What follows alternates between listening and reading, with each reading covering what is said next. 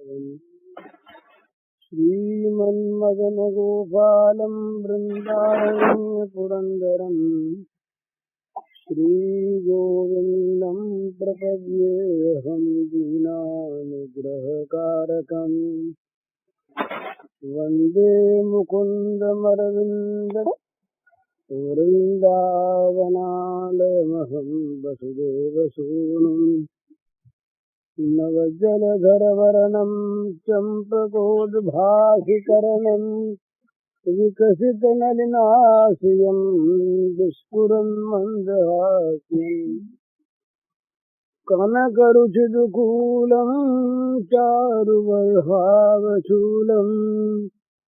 कमपि निखिलसारं नौमि गोपीकुमारम् वंशी विभूषितकरान्नवनीरदाभात् पीताम्बरादरुणबिम्बफलादरोष्ठात् पूर्णेन्दुसुन्दरमुखादरविन्दनेत्रात् कृष्णात् परं किमपि तत्त्वमहं न जाने।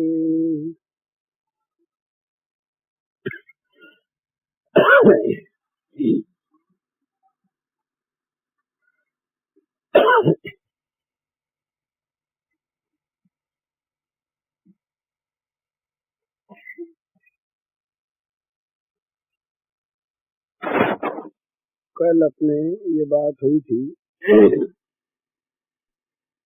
कि मन जिस प्रकार की भावना में रहता है, मन में जो चीजें रहती है उसी प्रकार से, उसी भाव से वो मनुष्य जगत को देखता है। जिसके मन में बुरे भाव हैं वो जगत में सर्वत्र बुराई देखता है, उन्हीं बुरे भावों को देखता है और उन्हीं को ग्रहण करता रहता है। जिसके मन में ये षड्विकार भरे रहते हैं, 6 विकार, काम क्रोध लोभ मोह मद मत्सर,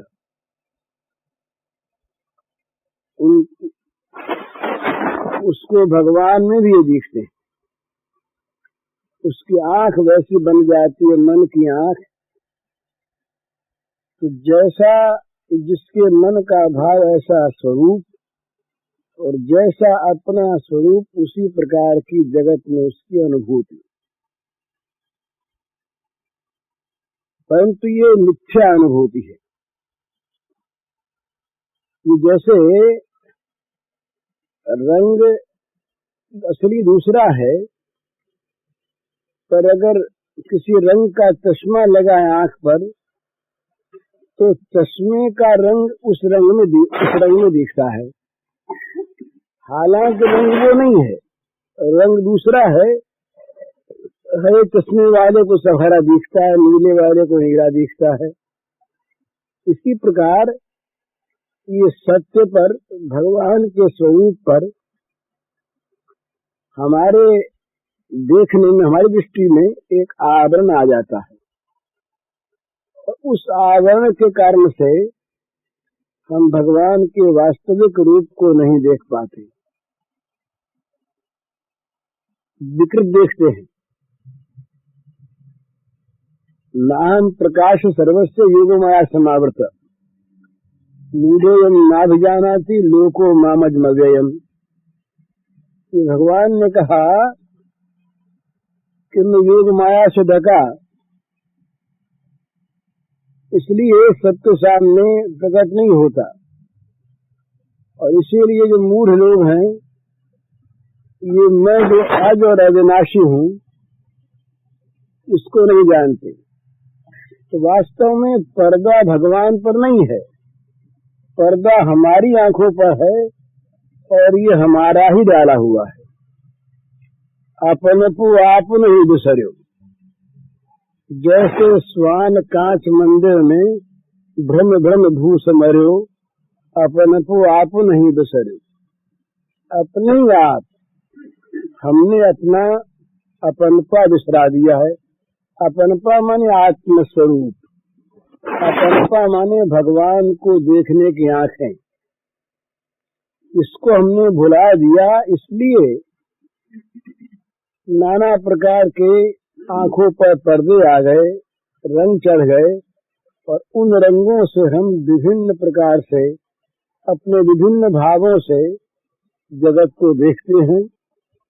जगत में सर्वत्र भरे भगवान, उसकी जगह न मालूम हम क्या क्या देखते हैं, क्या क्या सुनते हैं।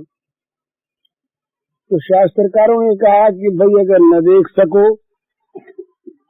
वैसी आंखें जब तक न मिल जाए, तब तक कम से कम मन से ऐसी भावना करो, निश्चय करो मन में, और फिर भावना करो। बुद्धि का निश्चय हो जाए कि जो कुछ है भगवान ही है, पर दिखते नहीं भगवान। इसलिए मन से भावना करो कि दिखते नहीं हैं, पर हैं वही, हैं वही। इस प्रकार बार बार समस्त भूत प्राणियों में, समस्त जगत में भगवान की भावना करते रहने से हमारी आंखों में, मन की आंखों में, बुद्धि की आंखों में भगवान उतर आएंगे। और जब हम अपनी बुद्धि की आंखों से, मन की आंखों से भगवान को देखने लगेंगे, तो फिर कभी इन आंखों के सामने भी भगवान दिखने लगेंगे। ऐसा होना कोई बड़ी बात नहीं है। तन्मयता जब मन की बढ़ती है, तभी आंखों के सामने के रूप बदल जाते हैं। और जहाँ सत्य का दर्शन होता है, केवल बाहरी तन्मयता नहीं, वहाँ तो फिर भगवान के दिखने में कोई आश्चर्य की बात नहीं, सब जगह भगवान दिखते हैं। साधना में कई बार इस प्रकार की स्थिति साधक की होती है कि वो स्वयं आश्चर्य करता है कि मैं देख रहा था क्या, मुझे दिख गया क्या। वो श्री अरविंद ने कोर्ट में एक दिन जब केस चल रहा था, तो अपने पक्ष के, उस पक्ष के रजिस्ट्रारों को, जज को देखा श्री कृष्ण के रूप में। उन्होंने लिखा कि मुझे दिख रहे थे सब श्री कृष्ण ही कृष्ण बैठे हैं, जज भी श्री कृष्ण हैं, वो नौटन भी श्री कृष्ण हैं, सियारदास भी श्री कृष्ण हैं। इस प्रकार से उन्होंने लिखा है। तो ये जब तन्मयता होती है ना, तन्मयता में क्या चीज है? चित्त की वृत्ति किसी एक वस्तु में तदाकार हुई, आंख के सामने वो वस्तु आ जाएगी। ये कोई कल्पना नहीं है, ये बिल्कुल प्रैक्टिकल चीज है। करके कोई भी आदमी देख सकता है कि ध्येयाकार वृत्ति यदि पूर्ण रूप से हो जाए, किसी वस्तु के आकार वाली वृत्ति अगर पूरी बन जाए, दूसरी वृत्ति न आवे, तो आंख के सामने भी वही वस्तु दिखेगी जो उसकी वृत्ति में है। ये आंख खोलकर ध्यान करने का अभ्यास हो जाने पर ये चीज आप हम सब देख सकते हैं। ये केवल ध्यान की, तन्मयता की, मानसिक ध्येयाकार वृत्ति के परिणाम की ये बात है। और जहाँ पर वस्तु ठीक सामने आ जाती है, वहाँ पर तो कहना ही क्या है। तो हमारा ये मन जगत को विकृत रूप में देखता है, हमारा ही मन जगत को बुरे रूप में देखता है, और हमारा ही मन यदि भगवत आकार हो जाए तो सारे जगत में भगवान को देखता है और भगवान को देख सकता है। क्योंकि ये सत्य है, ये जगत के रूप में वास्तव में भगवान ही अभिव्यक्त है। भगवान ने कहा कि सारे रूपों में मैं ही व्याप्त हूँ मेरी अव्यक्त मूर्ति से। यातम सर्वम जगदव्यक्त मूर्तिना, सारे जगत में अव्यक्त मूर्ति के द्वारा नहीं व्याप्त है, केवल आवरण है, पर्दा है, उससे लोगों को मैं दिखता नहीं। तो पर्दा कभी हट जाए तो भगवान सामने है ही। तो इसीलिए साधना करनी है तीन तरह से। मन के द्वारा ये भाव करे कि सब भगवान है, बुद्धि के द्वारा ये निश्चय करे कि सब भगवान है, और अपने शरीर की चेष्टा के द्वारा प्रत्येक क्रिया से भगवान की पूजा करने का भाव करे। मन बुद्धि दो का निश्चय होता है, भगवान इन्हीं दोनों को मांगा है।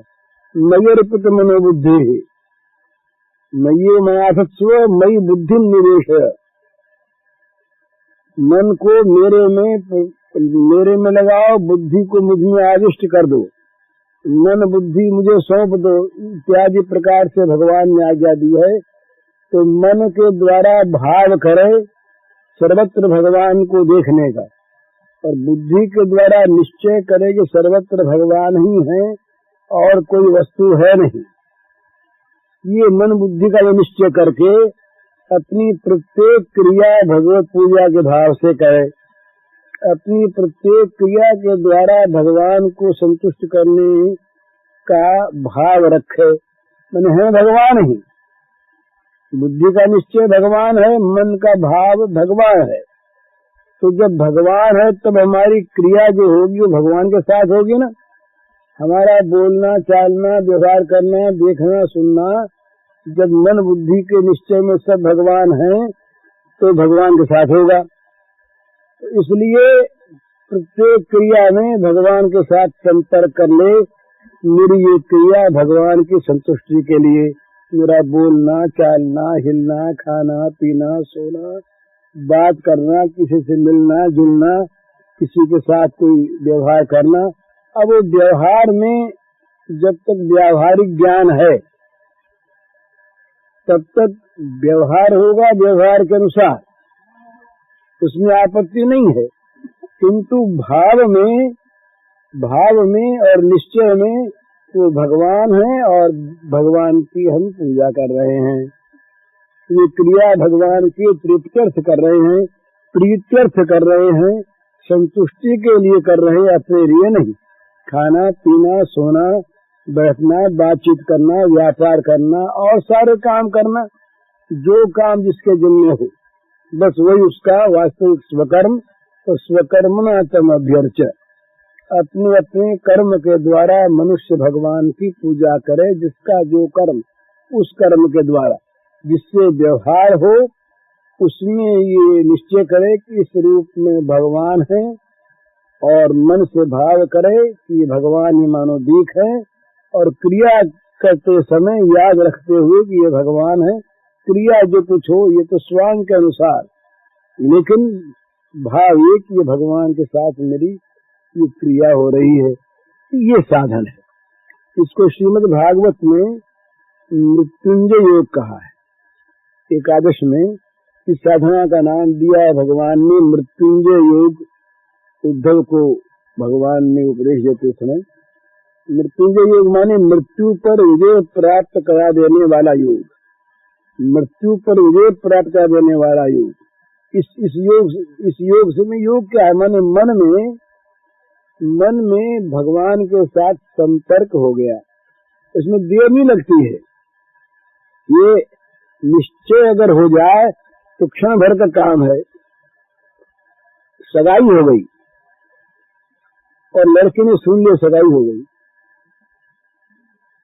और कितनी देर सुनने में लगी, सुन लिया बस हो गई, बदल गया मन, तुरंत बदल गया। देर का काम नहीं है। वो लड़की ने मान लिया मैं मुक्ति हो गई, सगाई हो गई, उसमें देर नहीं लगी।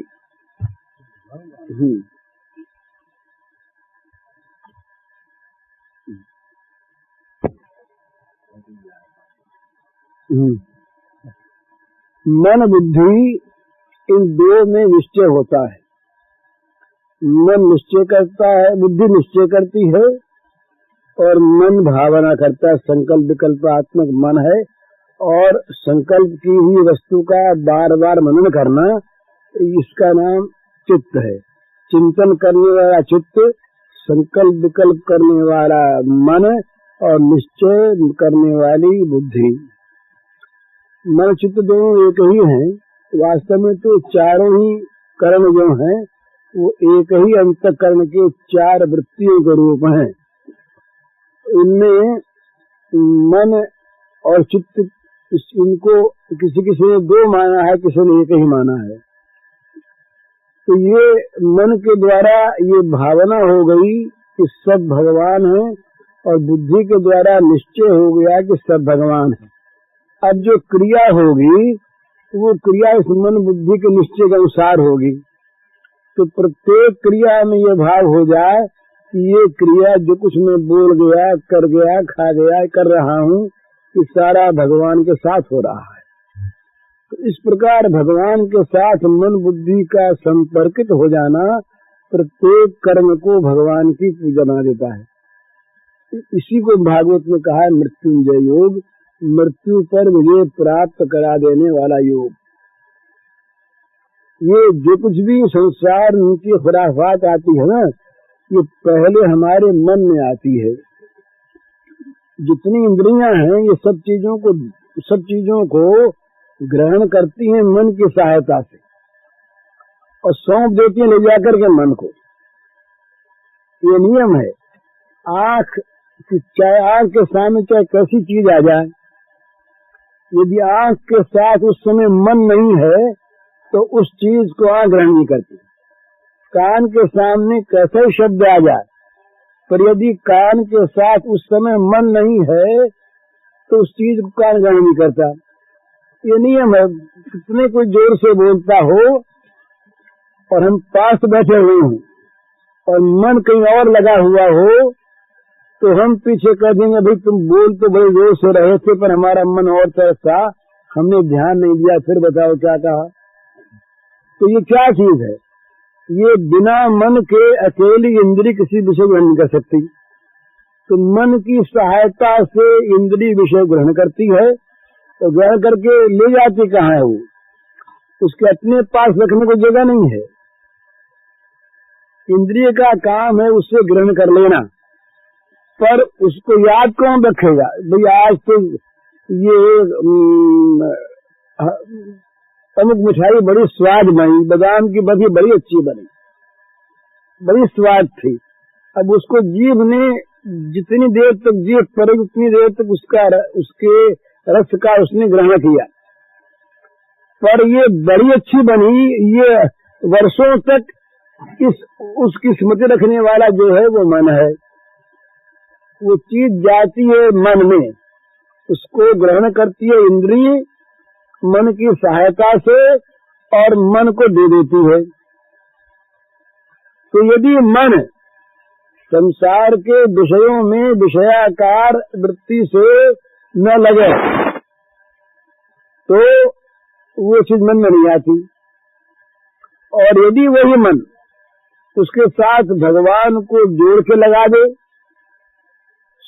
कोई बड़ी सुंदर सवेरे का समय है, किसी पक्षी की आवाज आई, बड़ी अच्छी आवाज लगी, उसी समय मन ने कह दिया कि देखो ना इतनी बढ़िया सुरीली आवाज बनाने वाला कैसा है, इसका निर्माता कितना अच्छा कितना सुंदर होगा, इसके निर्माता का नैपुण्य तो देखो।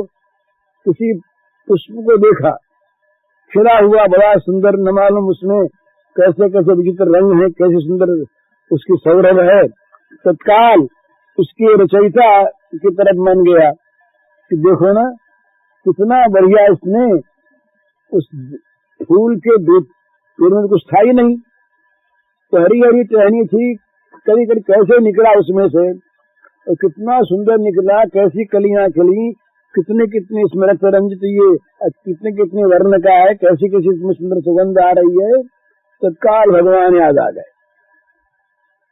इसी प्रकार प्रत्येक वस्तु में, प्रत्येक क्रिया में, प्रत्येक दर्शन में, प्रत्येक श्रवण में, प्रत्येक स्पर्श में, प्रत्येक गंध में, प्रत्येक रस में निरंतर भगवान के साथ संपर्क जोड़ ले, भयानक दिखे तो वहां भी जोड़ लिया, हाँ आज तुम बड़े भयानक बन करके आए हो।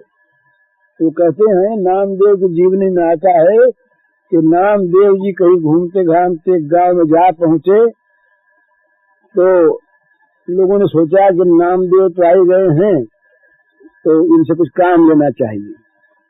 तो एक घर था जिसमें लोगों का कहना था कि इसमें भूत रहता है, कोई ठहरता नहीं था उसमें। तो सोचा कि अब इनको तो क्या भूत खाएगा तो इनके कौन रोने वाला है, वही ठहराओ इनको। तो नामदेव को ठहरा दिया उस घर में, भूतोहा घर में। तो रात को चाहे संकल्प से चाहे कैसे ही भूत देवता आए तो वो लंबा चौड़ा काला कलका उनका भयानक शरीर, तो उनको देख करके नामदेव जी हंसे। नामदेव जी ने कहा अरे आज तो तुम खूब बन के आए यार, भले बने हो लंबकनाथ। उस पर एक पद गाया, उसका प्रारंभ ये है, आगे मुझे याद नहीं। भले बने हो लंबकनाथ, बस जहाँ भगवत भावना हुई वो स्वरूप परिवर्तित हो गया, भगवान सामने प्रकट हो गए। भगवान तो है ना उसमें भी। ऐसा कौन प्राणी है, कौन स्थान है, कौन वस्तु है जिसमें भगवान न हो। हमारी भगवान को देखने की आंख नहीं है, बात तो यही है। भगवान तो सब वस्तुओं में सर्वथा सर्वदा सर्वत्र है ही। हम यदि देखने लगे भगवान को अपने आंखों से तो सर्वत्र मृत्यु में भी भगवान दिखाई दें, सब जगह भगवान दिखाई दें। तो नामदेव ने उसमें भगवान को देखा, अग्नि में नामदेव ने भगवान को देखा। ये सांपों के अंदर प्रहलाद ने भगवान को देखा। ये विष्णु पुराण में आता है, जब प्रहलाद को डाल दिया सांपों के बीच में, सांप डस ले, बड़े बड़े विषधर सर्प थे। तो प्रहलाद के मन में आया कि इन सब में तो मेरे भगवान ही हैं, जो भगवान आत्म रूप से मेरे में है वही तो भगवान साक्षात इन सब सांपों के रूप में है। तो सांपों के बच्चे कहीं सांप से मरते हैं क्या? सांपों के बच्चों को सांप मुंह में भी रख लेते हैं, चाटते भी हैं, जीभ भी लगाते हैं, जहर उगल देते, सब कुछ करते हैं, क्या मरते हैं क्या? तो भगवान है ये सब। बस जहाँ ये भाव आया, अब सांप कौन काटे उनको, और काटे तो प्रहलाद कैसे मरे? आंख बदल गई। सर्वत्र भगवान, प्रहलाद ने बताया सर्वत्र भगवान, सब जीवों में भगवान। ऊपर से गिरने लगा प्रहलाद, ऊपर ले गया छत पर, बड़ा ऊंचा महल था, तो छत पर से कहा नीचे फेंक दे। प्रहलाद ने मन में सोचा कि नीचे और ऊपर तो वही है, नीचे भी वही है, ऊपर भी वही है, नीचे भी वो, हम तो उसी की गोद में जाएंगे, बस उसी गोद में उतरते हैं, उसी गोद में रहेंगे। ये गिरना जहाँ पर है, उस शून्य में भी तो वही है, और जहाँ जाके गिरेंगे वहां पर भी तो वही है। खंगारी मग्निम शल्यम महित, सारा का सारा भगवान का स्वरूप। प्रहलाद को ऐसा भान हुआ मानो कोई फूलों का गद्दा बिछा हुआ है, उस पर जाकर के प्रहलाद मजे में बैठ गए आनंद से। लोगों ने देखा आश्चर्य से कि प्रहलाद को कुछ नहीं हुआ। तो ये दृष्टि जब इस प्रकार की हो जाती है, श्री राम में सब जग जानी, करूं प्रणाम जोड़ जुग पानी, तो अनन्य भाव। ये तो सारे जगत में भगवान का भाव करके मन से और बुद्धि से अपनी अपनी क्रिया के द्वारा अपने अपने काम, जिसका जो काम, उस पूजा में किसी बाहरी और सामग्री की आवश्यकता नहीं है। सामग्री अपने आप बन जाती है मन की, मन उसके अनुकूल क्रिया करवा देता है। ये सामग्री, एक आदमी से बात करनी है, बात कर रहे हैं, अब बात करने में बात करेंगे जैसी करनी है वैसी ही, पर उसमें जो अंतर का एक विषय रहता है, कहीं द्वेष है, कहीं ईर्ष्या है, कहीं क्रोध है, कहीं काम है, कहीं लोभ है, कहीं द्रोह है। इन वस्तुओं को, इन भावों को साथ लेकर जब हम बात करते हैं तो वो दूषित चीज है। और इन भावों की जगह अगर ये भाव आ जाए कि ये तो बस इनके साथ स्वांग के अनुसार बरतना है, ये वही कड़ा बोलते हैं, पर बोलते इनकी आज्ञा से, द्वेष से नहीं, क्रोध से नहीं, काम से नहीं, तो कड़ा बोलना बड़ा पसंद। ये श्री निकुंज लीला में भगवान श्री कृष्ण के आते हैं, बड़े बड़े मधुर भाव आते हैं। अगर कभी श्री कृष्ण को ये मन आया कि आज तो गोपियों गाड़ी में तो काम बने, सुख की इच्छा कि दो भाव होते हैं इसमें, एक वाम एक दक्षिण, तो कभी कभी वाम भाव से बड़ी प्रसन्नता होती है, तो वहां पर मान होता है। राधा रानी मान करके बैठ जाती हैं और ये मनाते हैं तो मानते नहीं। और श्री गोपांगनाओं को भगवान की स्तुति से मतलब नहीं है और भगवान के तिरस्कार से मतलब नहीं है, उनको मतलब है भगवान के सुख से। अगर वे कहीं गाली सुनने से सुखी हों, गाली सुना देंगी, इनको कोई आपत्ति नहीं है। ये कहीं फटकारने डांटने से वो उनको उनमें सुख देंगे, डांट देंगी। तो ये तो बड़ा ऊंचा भाव है हमारे इस साधना के व्यवहार में। वो उस तरह की गाली नहीं, मर्यादित कटु व्यवहार यदि आवश्यक है वहां पर, ये समझते हुए कि ये इस प्रकार का खेल आवश्यक है, तो उसमें द्रोह बुद्धि नहीं, द्वेष बुद्धि नहीं, क्रोध बुद्धि नहीं, किसी प्रकार का बदला लेने की बुद्धि नहीं, हानि पहुंचाने की बुद्धि नहीं, ये इस प्रकार दूषित बुद्धियों से रहित केवल सद भगवत भाव से उसके साथ वार्तालाप हमने किया। चाहे वो वार्तालाप कड़ा हो, उसमें आपत्ति की बात नहीं है, लेकिन ये जहाँ मन का भाव शुद्ध रहेगा वहाँ जितने ये दोष हैं ना, जो विष हैं, जो हमारे जीवन में विष भर देते हैं, हमें मारते हैं, बार बार जन्म में ले जाते हैं, ये मिट जाएंगे। जब हमारी बुद्धि और हमारा मन निश्चय कर लेगा कि अमुक ये भगवान है, इसके साथ हम व्यवहार कर रहे हैं, तो व्यवहार में आ जाना चाहिए सद्भाव। सद्भाव साधुभाव एक है, सद्भाव आ जाना चाहिए। सद्भाव का अर्थ यही है कि जितनी भी ये मन के विकार हैं, क्रिया के समय ये विकार न रहें और इन विकारों के स्थान में भगवत प्रीति का भाव रहे, चाहे वो क्रिया कैसी हो, इसमें आपत्ति नहीं। क्रिया तो होगी स्वांग के अनुसार ही। भीष्म को बाण मारता है, कल अपने बात हुई थी, भीष्म को अर्जुन सिर में बाण मारता है, सिर फोड़ डालता है भीष्म का, लेकिन भीष्म नाराज होते हैं क्या? और अर्जुन को द्वेष से मारता है क्या? भीष्म इस बात को चाहते हैं कि मेरे सिर के बाणों का तकिया लगा देंगे। भीष्म की अनुकूलता इसमें है, और भीष्म की अनुकूलता को सिद्ध करने के लिए अर्जुन भीष्म के मस्तक को 3 तीक्ष्ण बाणों से फोड़ डालता है। तो मस्तक को तीक्ष्ण बाणों से फोड़ डालने तक की क्रिया प्रीति उत्पन्न करने वाली होती है, यदि अनुकूल हो। यदि अनुकूल हो और प्रतिकूलता में किसी आदमी के साथ आप मीठी मीठी वाणी बोलिए और मन में आपके छल भरा हुआ है, कपट भरा हुआ है, तो वो इस बात को जानता है, तो आपकी मीठी वाणी उसको जहरीली लगेगी। तो कैसा मीठा बोलता है, वो कैसा मीठा, कितना बदमाश है, कैसा मीठा बोलता है, ये मीठा बोल बोल करके हमारा नाश करना चाहता है। तो बाहरी क्रिया में उतनी चीज नहीं है। बाहरी क्रिया जो है ये कहीं जहाँ आवश्यक हो, ये डॉक्टर लोग काट डालते हैं सारे अंगों को, 6-6, 7-7 इंच गहरा घाव कर देते हैं। तो डॉक्टरों को कोई भी रोगी सफल ऑपरेशन होने पर गाली देता है क्या, बुरा मानता है क्या?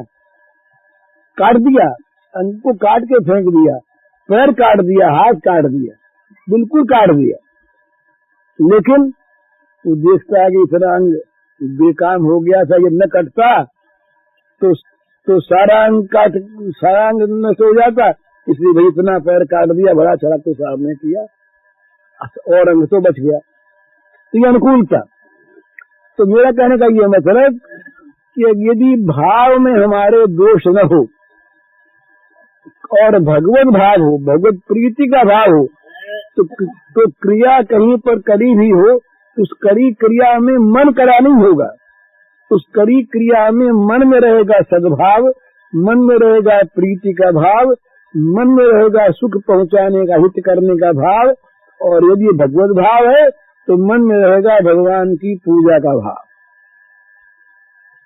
तो इसलिए क्रिया में आपत्ति नहीं आएगी, पर भगवत भाव से क्रिया करने पर क्रिया का दोष निकल जाएगा। दोष क्या क्रिया में? उस क्रिया में दोष नहीं है, दोष है मन के भाव में।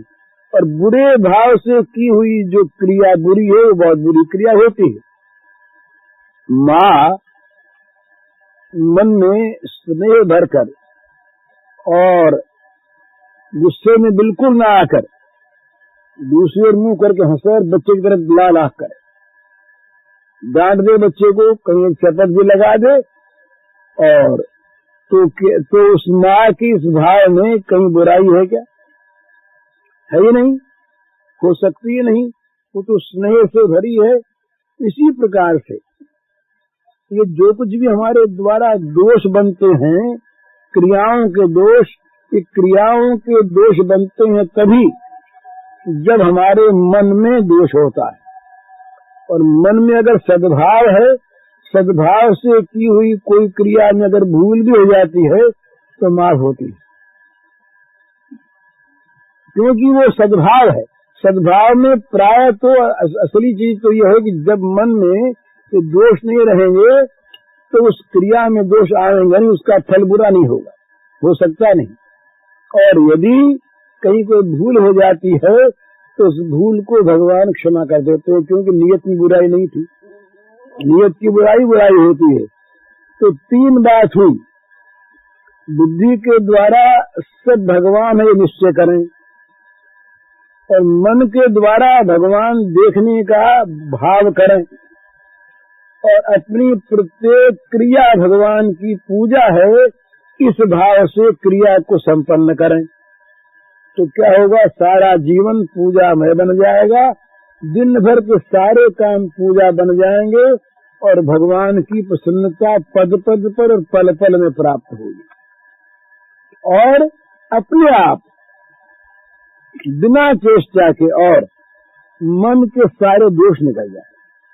भगवान के लिए जब हम कर्म करेंगे कोई, तो स्वाभाविक भगवान के अनुकूल करने की चेष्टा करेंगे। ये है ही, जिसके लिए हम कर्म करते हैं उसके अगर अनुकूल नहीं होंगे तो कर्म बहुत दिन तक नहीं चलेंगे हमारे। वो नाराज होकर कर्म को स्वीकार नहीं करेगा, या हम ही करना छोड़ देंगे। हमारे घर में 5 दिन के लिए अगर कोई अतिथि आता है, 1 दिन के लिए भी आता है, और हम अगर समझदार आदमी हैं तो अतिथि की अनुकूलता देखते हैं, भाई किस बात में इसको अनुकूलता है, उसकी अनुकूलता के अनुसार बरतना ही उसकी प्रीति का कारण होता है। तो जब हम भगवान के लिए काम करेंगे, भगवत प्रीत्यर्थ करेंगे, तो हमारा प्रत्येक काम उनके अनुकूल होगा, और उनके अनुकूल होने का अर्थ है काम करने में जो ये दोष होते षड्विकार, ये निकल जाएंगे। काम, क्रोध, लोभ, मोह, मद, मत्सर, ये 6 विकार, इन्हीं के और बहुत से रूप हैं। इन्हीं के भाई बंद बहुत से आ जाते हैं। जब ये आते हैं तो सारा इनका कुनबा इकट्ठा हो जाता है, एक के बाद एक, एक के बाद एक। इनका बड़ा वर्णन है श्रीमद् भागवत में, इनके परिवार का बड़ा परिवार इनका है। तो सारा परिवार फिर तो जहाँ आदमी अपना सिक्का जमाता है अपने परिवार को बुलाता ही है, इस स्वाभाविक बात है। और इनका परिवार जहाँ छा गया वहाँ दैवीय संपत्ति बेचारी छिप जाती है, भाग जाती है, डर के मारे नहीं रहती वहाँ पर। तो इसलिए ये बुराई का परिवार वहाँ बिल्कुल नहीं आएगा, हट जाएगा वहाँ से। आप करके देखिए, भगवत भाव से एक दिन क्रिया करके देखिए, आपके मन में दोष नहीं आएंगे। याद रखना पड़ेगा पहले एक दिन भी अगर भगवत भाव करके आप सारी क्रिया कीजिए, ख्याल रखिए ये दोष नहीं आएंगे। ये दोष तो तभी आते हैं जब हम इनको रहने देते हैं। ये अर्जुन ने सोचा कि भाई भगवान ने कह दिया कि कामना से सारे पाप होते हैं और कामना रहती है मन में इंद्रियों को, अब क्या करें। तो भगवान ने देखा कहीं डर न जाए अर्जुन, तो भगवान ने कहा अरे तुम इन इंद्रियों के गुलाम थोड़े ही हो। इंद्रियाणि पराण्यायो इंद्रियेभ्य परम मनः मनसस्त परा बुद्धि यो बुद्धे परतस्तु सः एवं बुद्धे परम बुद्ध्वा संस्तभ्यात्मानमात्मना जय शत्रुं महाबाहो कामरूपम दुरासदम्। का स्थूल शरीर से कर्मेंद्रियों से ज्ञानेन्द्रियां श्रेष्ठ हैं, उत्तम है, बलवान है। इनसे मन श्रेष्ठ बलवान है। मन से बुद्धि और बुद्धि से परे बुद्धि का मालिक वो आत्मा और वो आत्मा तुम हो। इसलिए इस प्रकार अपने आप को बलवान समझ करो और तुम इस काम रूपी बैरी को मार डालो। तुम महाबाहु हो, बड़े बलवान हो। तो काम रूपी बैरी को मार डालना आत्मा के हाथ में है।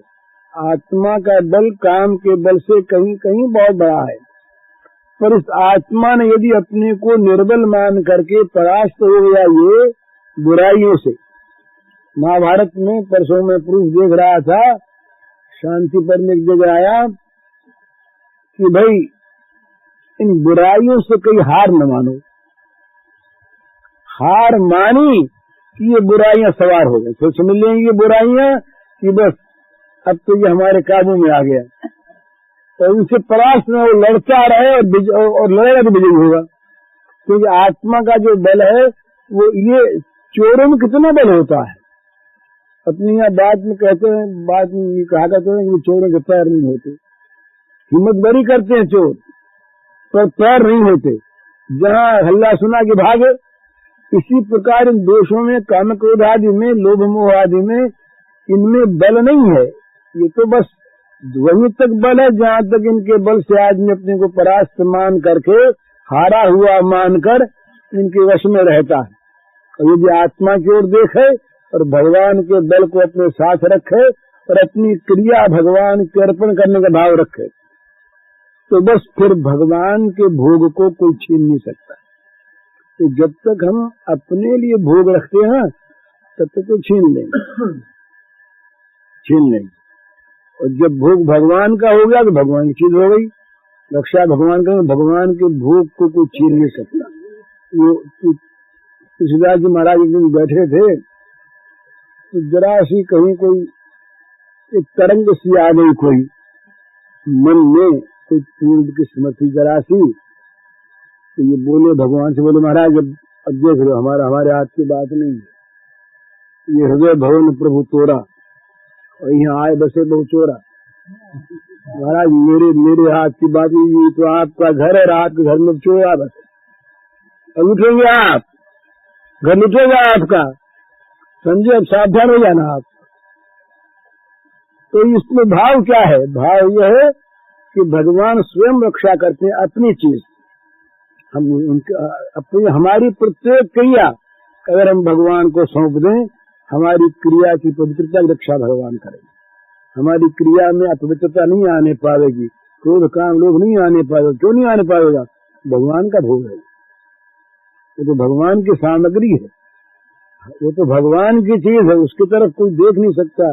रावण से कहा सीता ने कि जब तुमने मेरी ओर ताका, अकेली सीता, अशोक वाटिका में अकेली सीता, चारों ओर राक्षसियां भरी हुई, राक्षस भरे हुए, पर वहां आप सीता के वाक्य सुने, अकेली भरी सीता रोती हो। तो रावण के सामने सीता तो प्रचंड देवी का रूप धारण करके फटकार के, खबरदार जब मेरी ओर ताका, तो रावण डर जाता है। तो बात क्या है? हमारी प्रत्येक क्रिया अगर भगवान के लिए हो तो प्रत्येक क्रिया विशुद्ध हो जाएगी अपने आप। करके देखिए, ये तो बिल्कुल प्रैक्टिकल चीज है। मन में भगवत भाव करके, भगवत पूजा के भाव से जिस क्रिया को आप करेंगे उस क्रिया में काम को लोग नहीं आएंगे। क्यों नहीं आएंगे? कि भगवत भाव साथ है। भगवत भाव भगवान की अनुकूलता चाहता है, तो तीन चीज ये करने की हम सब कर सकते हैं। और हर एक काम में कोई आपत्ति नहीं। अध्यापक अपना काम करे, डॉक्टर अपना काम करे, न्यायाधीश अपना काम करे, व्यापारी अपना काम करे, नौकर अपना काम करे, भंगी अपना काम करे, दुकानदार ये माताएं रसोई बनावें, बच्चों खिलावें, सब काम करें, परंतु करें उनके लिए। और यदि कहीं उनमें मन लग जाए बड़ा सुंदर, कहीं उनको देखते हुए करें, उनके गुण गाते हुए करें, उनके लिए रोते हुए करें, तब तो फिर है ही क्या। ये मथुरा की देवियों ने ब्रज देवियों की महिमा गाते हुए कहा, बदले क्या उनकी महिमा है। या दोहने वहनने मथनोपलेप प्रेम खिंखनावृतो क्षणमार्जनादौ गायन्ति चैन मुनिरक्तधियो श्रुकंठ्यो धन्या भजस्त्रियुरुक्रम चित्तयानाः। धन्य है, धन्य है। सारा काम करते हुए दोहन करती हैं तो, बच्चों खिलाती हैं तो, धान कूटती हैं तो, घर लीपती हैं तो, चौका लगाती हैं तो, लोरी देती हैं तो, रसोई बनाती हैं तो, गाय दूहती हैं तो, सब काम। परंतु सब काम करते हुए आंखों से धीरे धीरे मीठे मीठे आंसू बहते रहते हैं। दुख के आंसू नहीं, दुख के आंसू मीठे नहीं होते, उनमें सुख नहीं मिलता। प्रेम के आंसू में बड़ा सुख मिलता है, वो मीठे आंसू होते हैं। तो आंसू बहाती रहती हैं, वाणी गदगद रहती हैं, धीरे धीरे श्री कृष्ण का गुण गाया करती हैं, सामने देखती हैं और सारा काम करती हैं, वे धन्य हैं। इस प्रकार जहाँ वृत्ति हो जाए वहाँ हमारा पाप ताप कहाँ रह सकते हैं। वहाँ तो पाप ताप दूर भागते, न वहाँ पर दुख आता है न वहाँ पर पाप आता है। वहाँ तो दिन रात भगवान खेलते हैं, मृत्यु में भी और जीवन में भी। संसार की कोई भी किसी भी परिस्थिति में कोई अंतर नहीं पड़ता। यन लब्ध्वा परम लाभम मन्यते नाधिकं ततः जिसमें स्थितो न दुखे न गुरुनापि विचार्यते, गुरुनापि दुख न विचार्यते। महान से महान जिसका दुख नाम है, गुरु से गुरु भारी से भारी दुख यदि आ जाए तो विचलित नहीं होता और उससे ऊंचा कोई लाभ नहीं मानता। तो वैसी स्थिति होती है। उसकी साधना यह है कि बस भगवत भाव करके और भगवत प्रीत्यर्थ हम अपने कामों को करें।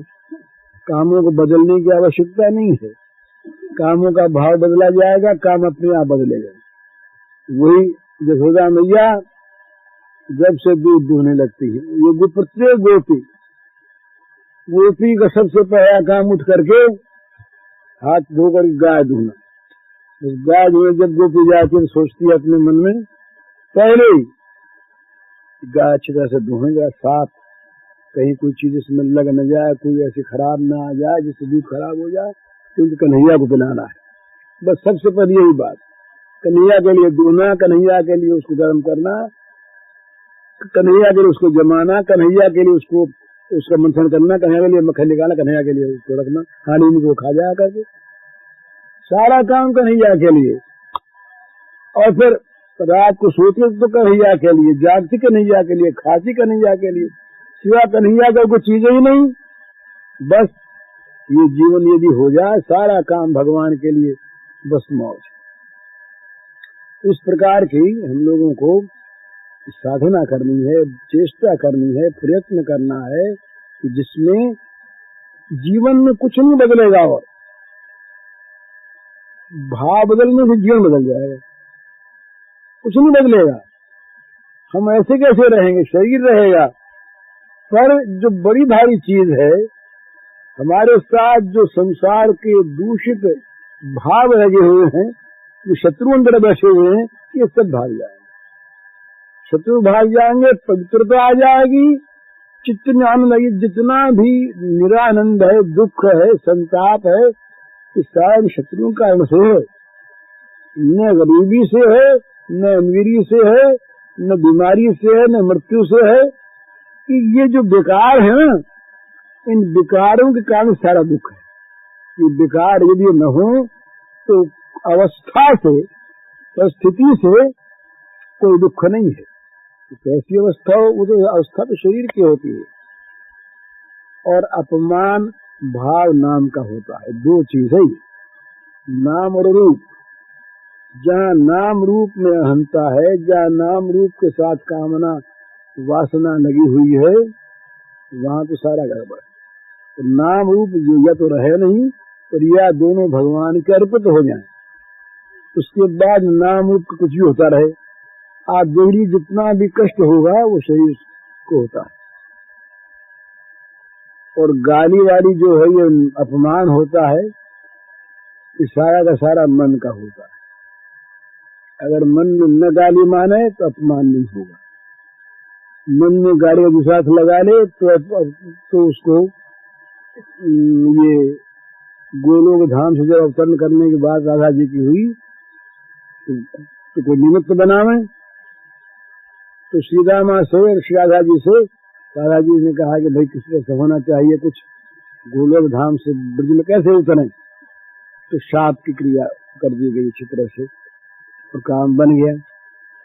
तो उसमें कोई आपत्ति नहीं। आपत्ति जितनी है वो तो आती है दूषित भाव में। तो दूषित भाव अगर न हो, नाम रूप के साथ अगर हमारा संपर्क न रहे, तो अपमान नाम का होता है और कष्ट शरीर को होता है। बीमार होता है शरीर और मरता है शरीर। न आत्मा मरता है न आत्मा बीमार होता है।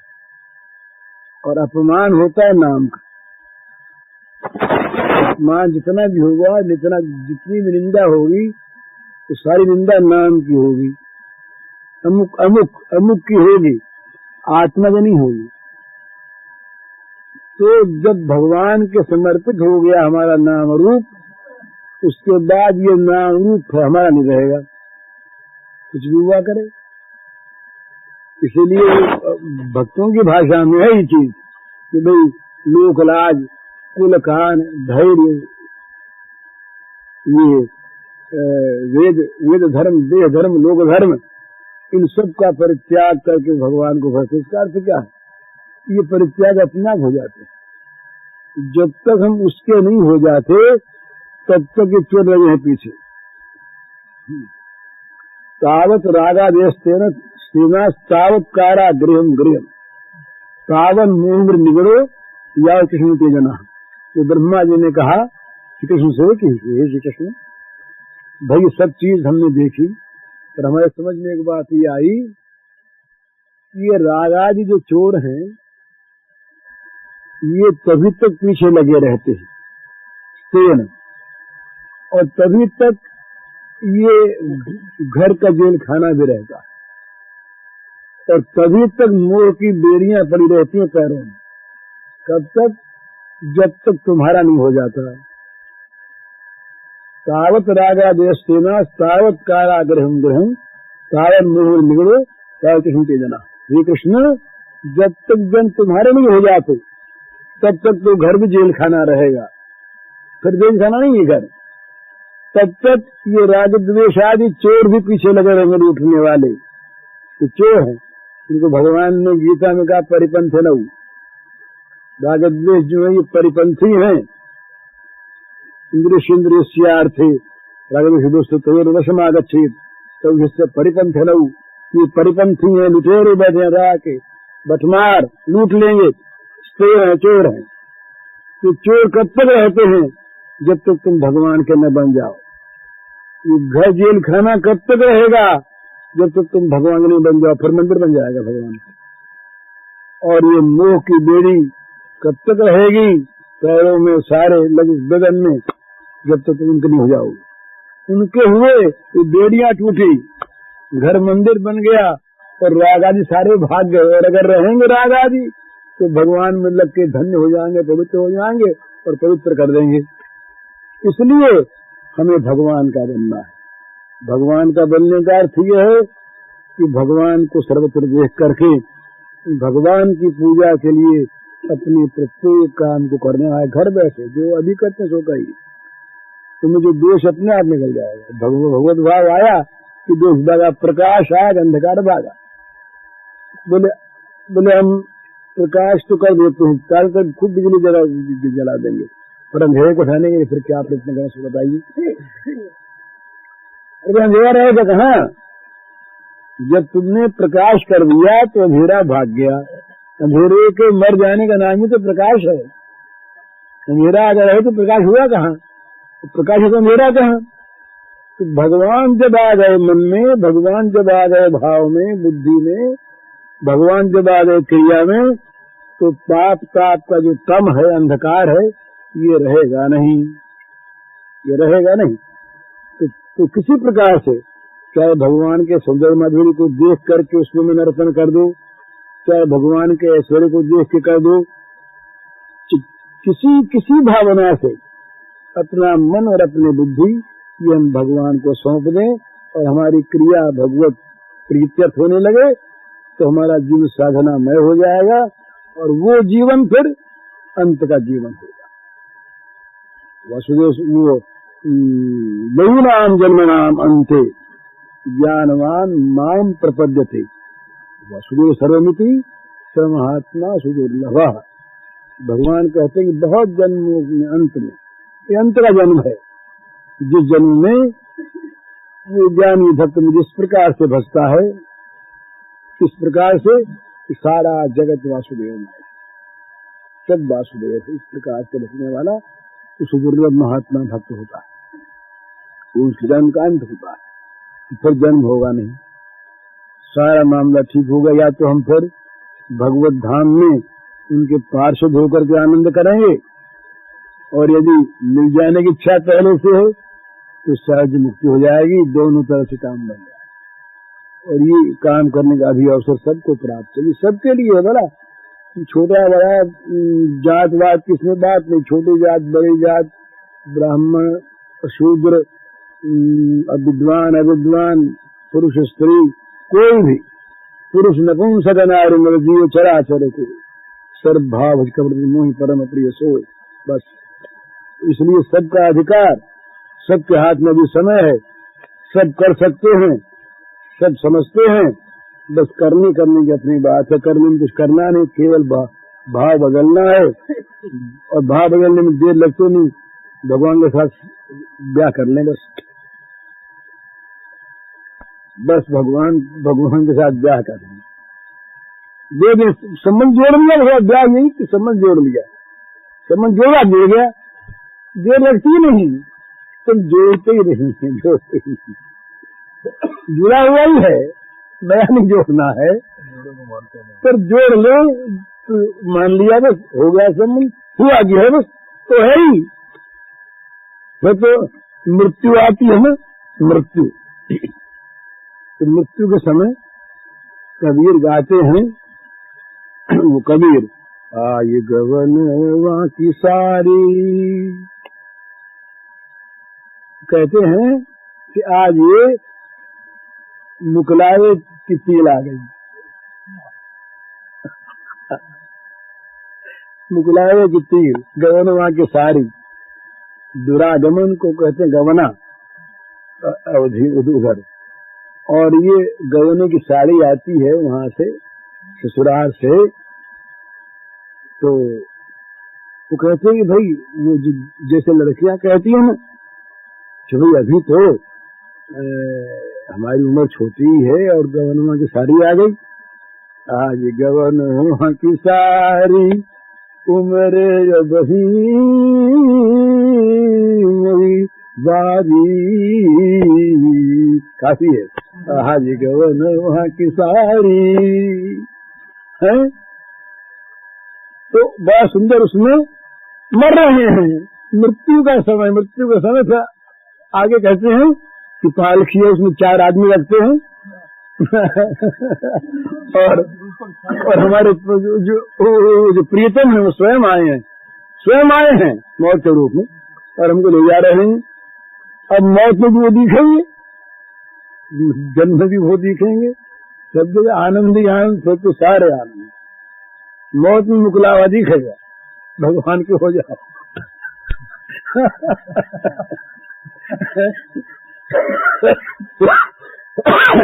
कबीर जी के वाक्य हैं और ये बिल्कुल ठीक बात है।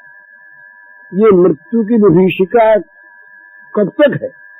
जब तक ये शरीर हम है तब तक। आत्मा की जब दृष्टि गई, मौत मर गई। मौत का डर इसीलिए है कि ये हम हैं, ये हमारा निश्चय शरीर हम है। डरो मौत से, शरीर तो जाएगा, मौत आवेगी जरूर आवेगी। और कहीं शरीर से अंदर की तरफ ध्यान गया और आत्मा में स्थिर हो गए, मौत मर गई। सीधी बात है, सबकी मौत मरी हुई है तो सब मरते हैं। ये तो आश्चर्य है। कबीर ने कहा अरे मौत है नहीं, सब मरते हैं। ये बड़ी आश्चर्य की बात। मौत है नहीं, सब मरते हैं। आत्मा में होती नहीं, आत्मा कभी मरते ही नहीं। आत्मा अगर मर जाए तो फिर किसका जन्म हो, क्या कुछ है ही नहीं। आत्मा ही रहता है, कभी जन्म भी फिर होता है, आत्मा नहीं मरता। तो ये सीधी सी बात है, ध्यान में आ जाए सब कर ले, फिर भगवान की चाहे मौज करें, चाहे उनको गोद में खिलाना है। भगवान एक बात और सब बनने को तैयार है। बेटा बनने को तैयार, नौकर बनने को तैयार, पति बनने को तैयार, भाई बनने को तैयार, गुरु बनने को तैयार, दास बनने को तैयार। जो चाहे जो संबंध हमसे, आत्मा बना लो, अपने आप का अपना रूप बना लो, नौकर बना लो, संबंध जोड़ कर सही। वैसे हमारे साथ जुड़ जाओ, भगवान कहते हम तैयार। जैसे तुम जुड़ोगे, जुड़ने हम तैयार, वैसे तैयार। जो तुम मानोगे वही हम मान लेंगे। तुम बनो, ये हमारे हाथ की बात है। सब लोग बन जाए तो निहाल हो जाए। हरिओम। भाई जी के इस प्रवचन का शीर्षक है साधन की 3 बातें। यह प्रवचन रतनगढ़ में दिया गया था। इसका कैसेट संख्या है 146।